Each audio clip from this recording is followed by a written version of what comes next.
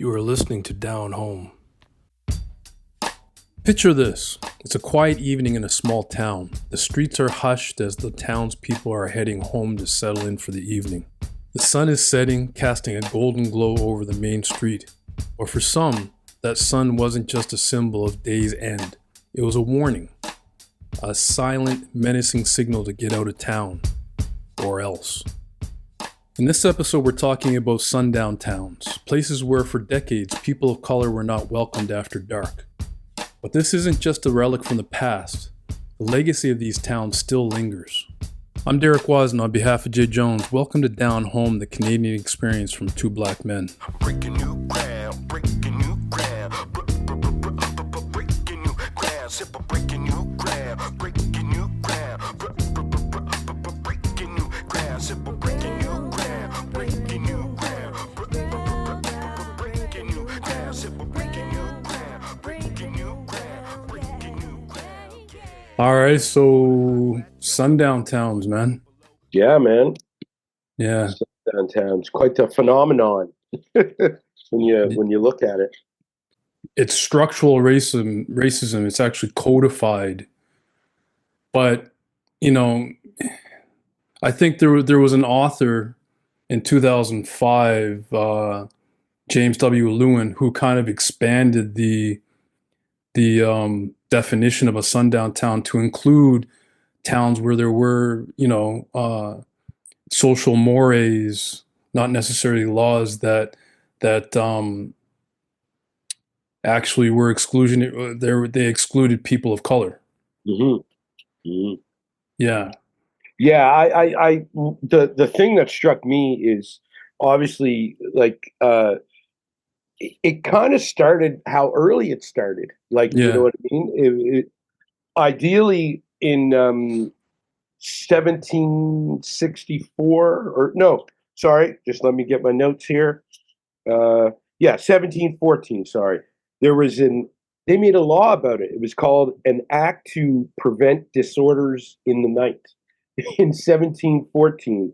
And just to give you a little indication of what it was, whereas great disorders, insolencies, burglaries are oftentimes raised and committed in the night time by Indian, Negro, mulatto servants and slaves to the disquiet and hurt of Her Majesty's subjects. No Indian, Negro, or mulatto is to be from home after 9 o'clock. And they were, that was 1714. And, the height of sundown towns, I don't think they called it then, but when the sundown towns really came to be in the 50s more so, like around the time Jim Crow and, the civil rights movement. But it existed for a long time. Oh yeah, definitely. Like it. I think just before, like when Jim Crow was recognized, and there was a huge movement. The civil rights movement came about, and people were these are sundown towns. But the thing is, these places existed way before then. Like what you described as their beginnings, but they came to great prominence in the mid 1800s.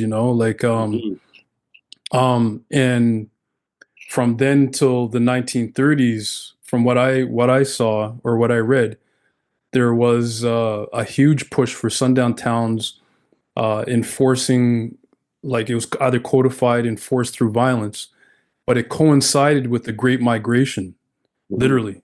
Yeah. So you had black people leaving the South, and that came with a lot of these things. Okay, we're emptying these little counties out in these towns. Okay, sundown town. But then what also came with that was in the Midwest, you had all these black people going through your state, and there was statewide sundown town laws, like in Indiana, Ohio, Iowa. Yeah. Missouri, Oregon was a huge one because they basically said, no, they banned slavery, but they also didn't want any black people around at all. So That's what they did. They were like, we're not with slavery, but no black people are allowed here. Yeah, that's isn't that something though? Like, and this is Yeah. this is what I found with this, like especially Indiana, Hmm. like they there was slavery was banned, but you had poor black workers that worked for white families, but they Hmm. didn't want black migration. Hmm. So these sundown laws existed statewide. So if you got caught around the 1850s to the turn of the century, if you got caught within the state, mind you, the whole state, Hmm. they would literally catch you and send you south. Yeah. Well, there was a yeah, and to just expand on that, there was like basically uh, they were using the same sort of laws that they were used in England. They were called English poor laws in the Tudor period, where they didn't want the rich or anybody to be accountable for these vagrants or people who are roaming the streets or whatever in England. So in America, it was the opposite, especially some around the time when slavery was abolished or some of these were free men. They actually had vagrancy laws where they were picking people back up. There was also a lash law. They could lash you, but then they started changing it where uh, they couldn't lash you anymore, but they would put you into forced labor. So Mhm. they were just basically trying to go back to the days of slavery legally. So they created laws about this. You know what I Yeah, mean? It's crazy. yeah, it is crazy. And let's kind of recognize the fact that Canada was not immune to this. No. Because just as a lot of places in Canada were the end of the Underground Railroad, there were places in Canada where there were codified laws that black people weren't allowed in certain areas. Don't let the sun set on you here. It wasn't just a warning, it was a threat. And for decades across the United States and even Canada, it was the law. Sundown Towns. That's the name given to all white or nearly all white communities where black people and sometimes other racial minorities were explicitly told to leave before nightfall. In many places, the message was clear: stay after dark and you may not live to see the morning. In the 1800s, states like Indiana, Ohio, and Iowa codified racial exclusion into law. Black residents caught in these areas could be violently expelled and in some cases even sold into slavery. The only exception? Those working for white families, essentially a loophole that reinforced servitude. And it wasn't just laws, this structural racial exclusion was enforced through violence, sometimes even lynchings.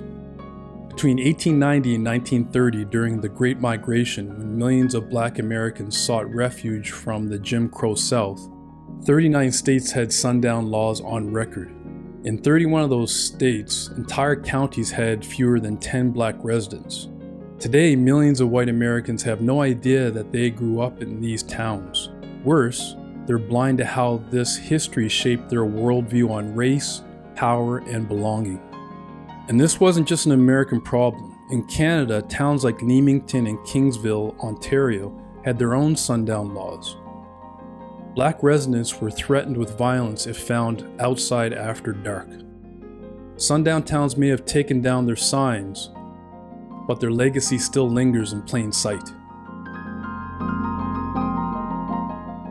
Hmm. And in Ontario, the two most the most talked about towns in southern Ontario was Leamington and Hmm. Kingsville. Yeah. Those are the two most talked about places because it was actually written in law, and the law can be looked up Hmm. and researched through their historical documents. Hmm. So it's unlike Nova Scotia, where the black populace was so there were so many black people that a lot of these things weren't codified, Hmm. but they were popular. Yeah. There was structural racism in that there was segregation, but they didn't have actual sundown laws codified in their laws. But Yeah. But um, it all became sort of like a word of mouth way to be, yeah, way to act. Like they all adopted these policies, and yeah, it was kind of like a mass, kind of like everyone was in on it. Like it mm, was, it was like this weird, like this is the way. Like black people. We can't have them around.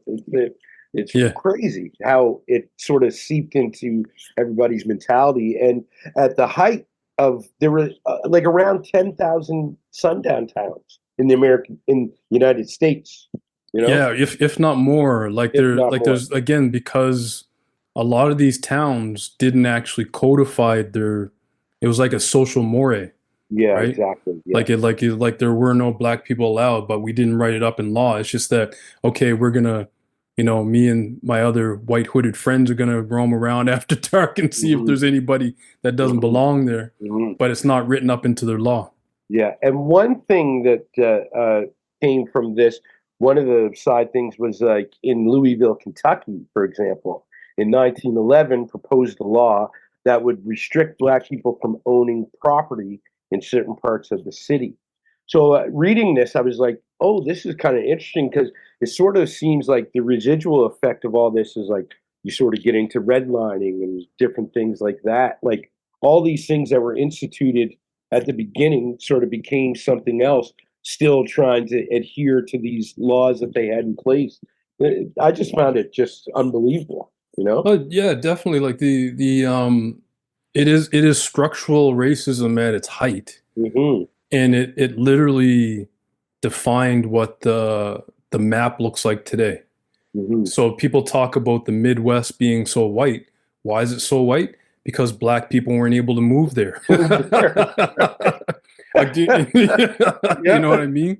yeah, yeah. Or even what was the other case that I found? Like moving a little bit closer to recent history, Dearborn, Michigan, right? Hmm. Yeah, So yeah. it for years it was, in the mid 50s it was home to one of the largest auto worker plants in North America, Hmm. and it actually employed 15,000 African Americans. Wow. But Dearborn itself had strict, like on the books redlining rules. No people of color, not Hmm. only black people, but no people of color Yeah, were yeah, actually able to own homes in yeah, Dearborn.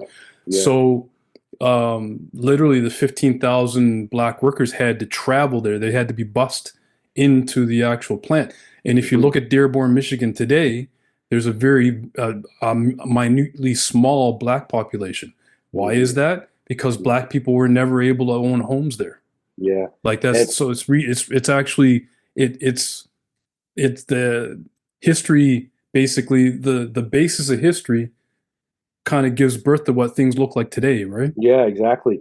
And not only blacks, like further ethnic exclusions were the Asian community, like Yeah. especially in the Midwest as well, too. Like in 1870, I guess there Asians, Chinese people made up one third of Idaho's population, but following a wave of violence in 1866 in Boise, Idaho, almost all none remained by 1910. Yeah. So that just goes to show you that this obviously wasn't the place to be, which Yeah. kind of leads us into sort of especially in the Midwest and the East Coast into the Green Book. You know, uh, Yeah, yeah. The Green Book was an essential part of any person of color or black people in particular that had the means to travel. The most popular means of travel back then was in your car, right? mhm. And the Green Book basically was an essential part of if you vacationed and traveled, you needed that book to so you could know where to stay or where you were allowed to stay. Imagine you're taking a road trip. The car is packed, a full tank of gas, and lots of open road ahead. But if you're black in 1950s America, there's something else you need: a survival guide. It was called the Negro Motorist Green Book, and it wasn't just a travel guide, it was a lifeline. Published from 1936 until 1966, the Green Book listed hotels, restaurants, gas stations, and businesses that welcomed black travelers in a time when the wrong stop in the wrong town could mean humiliation or much worse. Created by Victor Hugo Green, a black postal worker from Harlem, this little green book became essential reading for black families, musicians on tour, and anyone navigating the dangerous realities of Jim Crow in America. It covered all 50 states and even stretched into Canada and the Caribbean, because sundown towns weren't just a southern problem. And there were those two towns that I mentioned in Canada were in the Green Book. Yeah, that's so crazy. So yeah, it's amazing. Like, and this is recent history. Yeah. Well, it's less than 100 years. That's not less than 100 time. years ago. That's not a long time. No. And slavery. I mean, that was only 400 years ago. So yeah. Yeah. Yeah, like it's like less than 100 years ago. It's kind of what was going on there leads to what goes on now. So a lot of people, a lot of white people probably don't understand that they actually grew up in the remnants of a sundown town. Mm-hmm. And they may not know that the prevailing attitude towards people of color that they grew up with is born out of those codified times less than 100 years ago. Mm-hmm. Yeah, right? It's really crazy that people don't. I mean, obviously we know the world still has its problems with racism, and but I don't think we look at how ensconced in our day-to-day living, how ensconced in law it is, and how these things sort of still plague us today, no matter what ethnicity you are. You know what I mean? Mm-hmm. Like we're affected by it because of our ethnicity specifically, but even the white people are affected by it because their so-called forefathers, wanted to keep it this way. Mm-hmm. And the residual effect of them is holding on to those ways because it's subconsciously in our minds. Yeah. All of us to feel inferior or superior. Yeah. Obviously. Yeah, and like popular media does not help. Like I was reading an article about how sundown towns are depicted or not depicted in popular media. Mm-hmm. And one of the most popular movies about the southern states, or not the southern states, about Indiana at that time was the movie Hoosiers. Oh, right. And in Hoosiers, you've got because it's Hollywood media, right? So they depicted in the crowd, it was very diverse. There was a lot of black people in that crowd, right? Yeah. And I was reading the article and it said that, a lot of actual Hoosiers from Indiana would laugh at the movie because it depicts blacks playing basketball and sitting in stands at games in Jasper, Indiana. That did not happen. Like before 1965 or something like that, there were no black people that were allowed in that state. Exactly. So but on the other end of that, there was the movie or the show Lovecraft Country. Right. Yeah. That actually there was an episode depicting what it must have felt like to try and travel through a sundown town. I remember watching that show, and I'll be honest, like that's the first time I heard the term as such. Like, I might have knew about the way it was, like obviously all the racism, but I never knew it was depicted like that. Like, you know what I mean? Yeah. It was mind-boggling. Breaking new ground, breaking new ground, breaking new ground, breaking new ground, breaking new ground. You have been listening to Down Home. Subscribe wherever you listen to podcasts. Breaking new ground, breaking new ground, breaking new ground, breaking new ground, yeah. On a high plateau, from the one down below to the future of the funk, getting lost in the flow. Contact with the spot magex. Now it's time to flex with the force from the soul, reaching all aspects, getting deep, no time to sleep. As you reach your next phase, laying it all on the line. New trails start to blaze. It's a fire inside, a brand new path, breaking down the sum to one. Feeling free, I just laugh with the joy of the song Breaking New Ground from The Breakdown. Like magic prescribed, only to seal a perfect blend, like a diamond in the rough, ready to drop a perfect gem. It's time to shine so fine.